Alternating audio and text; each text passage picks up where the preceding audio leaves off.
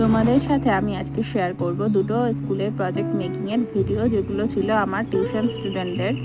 তো ওরা আমাকে দুটো কালো আর্ট পেপার কিনে এনে দিয়েছিল, যেটার আমি বর্ডার সাইডে লাইন টেনে নিয়েছি। তারপরে আঁকতে বসে গেছিলাম দুটো সিনারি।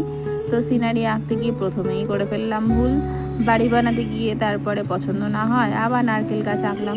তো এই দুটো সিনারি এঁকে নেওয়ার পরে এবার আমার আঠা লাগানোর পালা। তো আঠাগুলো আমি ভালো করে বেশি বেশি করে দাগের উপরে, মানে যেভাবে এঁকেছি পেন্সিল দিয়ে তার ওপরেই কিন্তু বেশি করে করে আঠা দিয়ে নিয়েছিলাম, যেহেতু এর উপরে বালি দিতে হতো আর বালিটা যাতে উঠে না আসে তার জন্য কিন্তু এত বেশি বেশি করে গ্লু দেওয়া।